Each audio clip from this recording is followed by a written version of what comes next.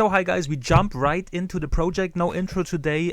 I have holidays and today we're gonna build a D&D table for my hidden room I built in the attic of my workshop last year. Here you can see it. Check out the video. And for the table itself, we're gonna use some oak I brought to the sawmill 2 years ago, and since then it's lying around in my garden. And since I have time and also have to build some segmented pieces, I will use all the sapwood. So for the next projects I have some nice thick slabs. And yeah, here you can see me cutting off the bark of everything, and straightforward with the template I can do some rough cuts before I plane the boards, so I don't have to handle such big pieces. Here you can see me plane one surface and then I put on a 90-degree angle on one side. For me it took a while, half an hour, and for you a quick time lapse. And then I can change the planer to a thickness and bring the boards into the final dimension. And here you can see a finished wood we're working with. Nice color, nice grain. Also a few pieces with some interesting branch holes, if that's the right word. So here I put on a saw blade with less teeth so I can make my lengthwise cuts more easy. And I will cheat a little bit, so the outer rim and the inner rim of the table will be thick pieces, and the middle pieces I split up on the bandsaw, which you can see me doing here. And this I am doing because of weight and also material saving. And here I do the glue up. It will be a hexagon shaped table, so I need 6 segments.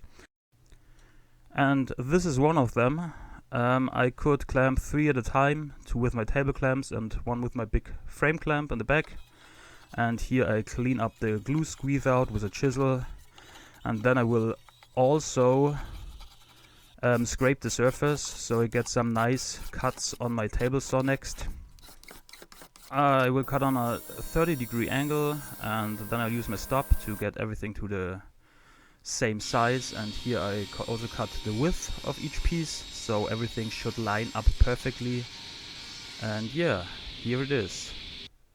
A hexagon shaped table. The cuts went perfectly, no gaps in between. Looks very nice. And yeah, now I can work on the middle piece, the battlefield. So I get some new wood. I don't know the species exactly, but it has some nice grain pattern and will all be a nice contrast to the mahogany pieces I will use. So I cut off a bunch of 2x2 stripes. And for the mahogany parts I will recycle some old window stock, which I have to clean first and also check for nails before I can plane them. I will plane 2 sides and the rest I'll cut on my table saw. And then I cut it into 2mm stripes. This I will do on the bandsaw, because if I cut them on the table saw I will lose 3.2mm with each cut, and that's not good. I had a fresh blade on, so it went perfectly. And here I can arrange everything for my first glue up. And to add even pressure I have to prepare some wood pieces for my frame clamp, and those I wrap into cling film so they won't stick to my workpiece. Okay, everything is prepared right now. We have 31 stripes of the whitewood and a lot of mahogany stripes, also for the cross pattern, because I need frame squares. And I will make 3 glue ups. This one, that one, that one, and then I can plane them in between and glue them together in one panel. Then I will cut them and glue again stripes in between.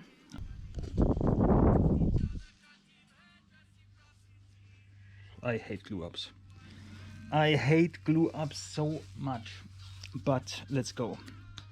12 minutes open time of the glue. But in the end it isn't a big deal. You just have to make sure everything is organized, so every move is perfect and you don't have to search for anything. I just apply the glue with some gloves on, which I will wash after that, so I can use them for every glue up and don't have to waste any plastic. And here I can just arrange them and then I will add pressure from all sides so everything stays in place while it's curing out, and yeah, looks fine. And then I will leave them in the clamps for about 2 hours, and then I will take them out, clean up all the glue squeeze out. It's pretty easy when the glue is still a little bit wet, so I will save a lot of time later, and then I will clamp them again and leave them dry overnight. So it's the next morning. Here I trim the sides off, and then I can run them through the planer, which is pretty satisfying because you can see how beautiful it turns out. That's a nice glue up. And then I go to the belt sander and sand the edges just a little bit, so I have a nice 90-degree angle to make the final glue up without losing too much material, because there's only 2mm mahogany stripes. And then here's the final glue up for the first panel. Now I can take it off and clean it a little bit, and then go to the table saw and cut everything into stripes again.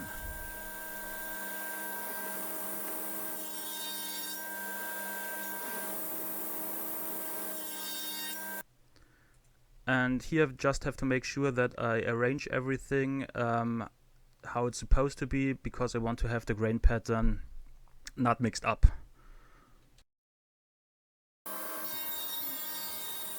And we start with this one here. And I think I have to take some extra time and just sand off this tear out by hand. Next time I will do a zero clearance insert in the table saw, but just a little bit fuzzy, so not a big deal to I'm just sand preparing every my edge. workspace here. The only thing I show you, here I taped everything up nice, and then I added a stop so I can line up everything perfectly, and the workpiece will go a little bit over this stop, and then I can clamp it down pretty nice. So I just have to make sure that the last stripe is aligned by eye, and the rest I will just push against the stop. So here we'll just do a pretty fast time lapse for you. It's the same work as before. Nothing changed except I have to put it against the stop block, and I tape it up because the metal of the frame clamp can react with the glue, and then it will blacken out, which will be a nightmare to sand out. Well, the glue up went perfectly. I just give everything a quick sand with some 80 grit paper, and then I did the final clamp up. Every theme I clamped to the frame, so the lineup will be perfect. And here, take it out, nice and solid, and then I have to do a lot of sanding and sanding and sanding and sanding.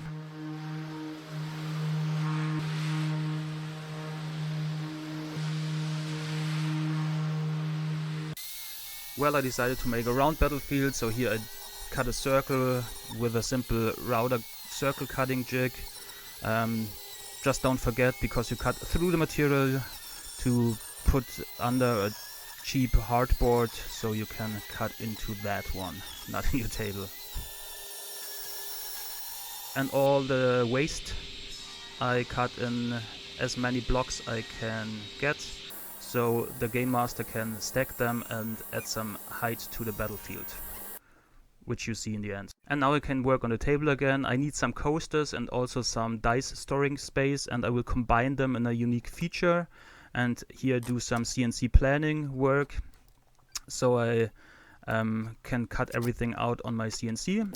I just nailed some boards down with some pin nails on the MDF board, and here I cut out a D&D motif with a 6-degree bit, and next I will cut out the coaster with a 3mm bit.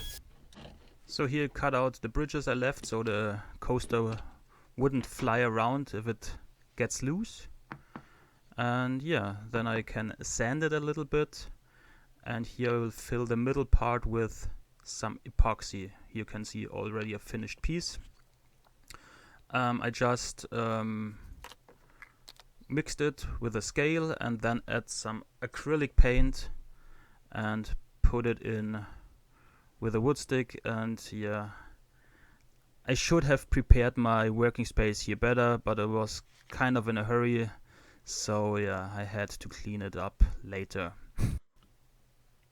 And then I removed the extra material with a spatula and also spread it out over the whole surface so the color will stain the wood evenly. And then I can give everything a quick sand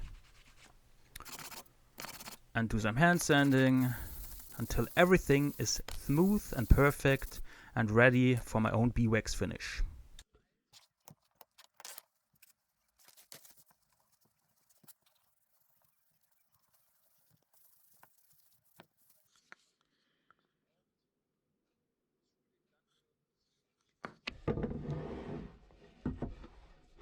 So now I have to cut a recess in every segment of the table.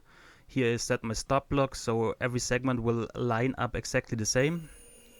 And the recess is also a circle, just 0.5 millimeter wider than the coaster itself.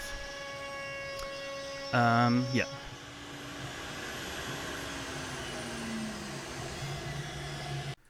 In the recess I will inlay a piece of green felt I had lying around, and the thickness of the felt and the coaster will end up in a even surface with the table itself. And I was a little bit concerned, but it works so smooth you can even put it out with one hand. The felt is squishy enough so you can raise it a little bit and just take it out. And since that is done, now I can do the final glue up of the hexagon itself.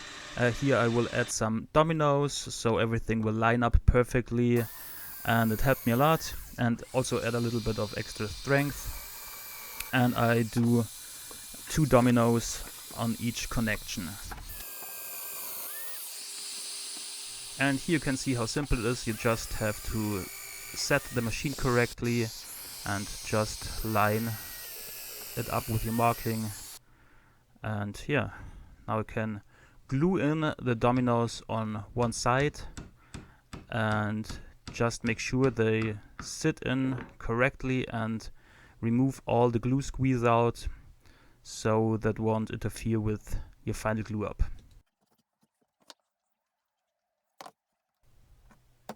So for you, just a quick time lapse. For me, another stressful glue up. I clamped all the segments together, though I can apply the glue on all pieces at once, which saved me a lot of time. And then I had to force them together because the dominoes sit tight. I needed the help of a rubber hammer, but in the end it went pretty smooth, and the tension belt lined up everything perfectly and closed all the gaps. And yeah, wasn't such a big deal.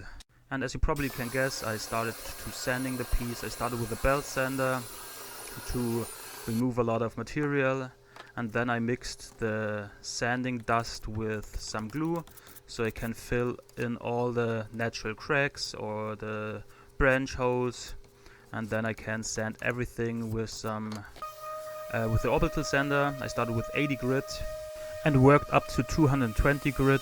I also sanded the sides, and in between I changed to the router and did a round over on the outside and the inside rim, on the top and the bottom of the piece.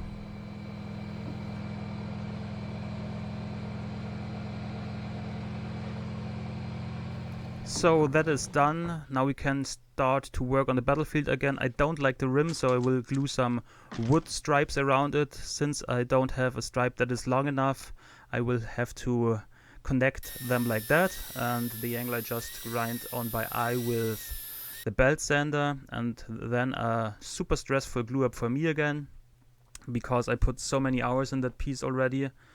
But I will paint it, so I held everything in place with thumbnails of the nail gun, and in the end I put a tension belt around it and tighten it really hard.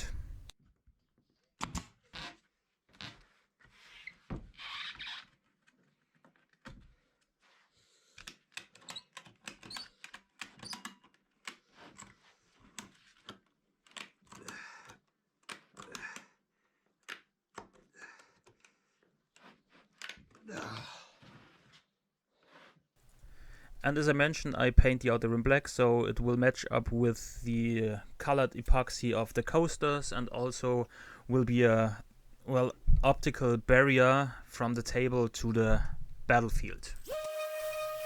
Now the final sanding of the battlefield and the table, 220 grit, and then I will spray it with water so the grain is rising.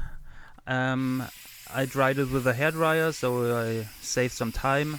And then I will sand everything with 220 grit again, and then it is really smooth and it will stay smooth.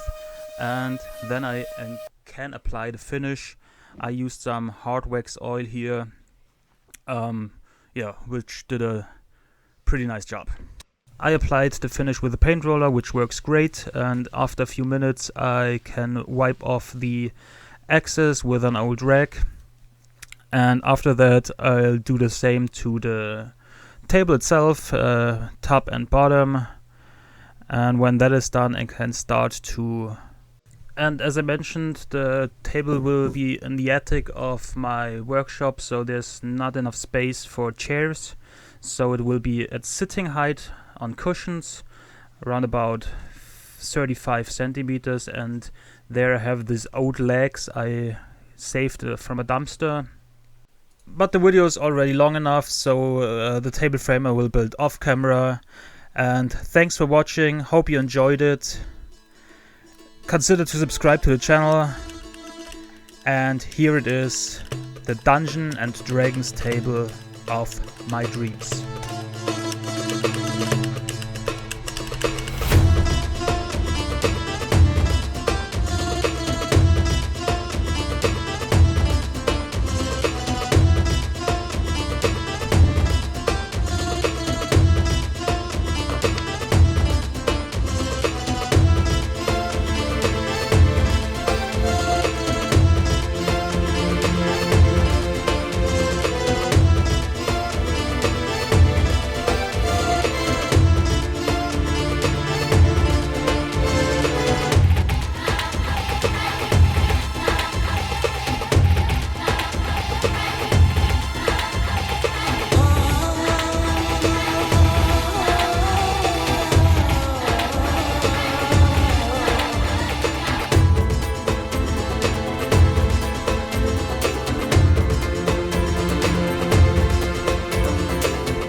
Thank you, and see you on another project. Goodbye.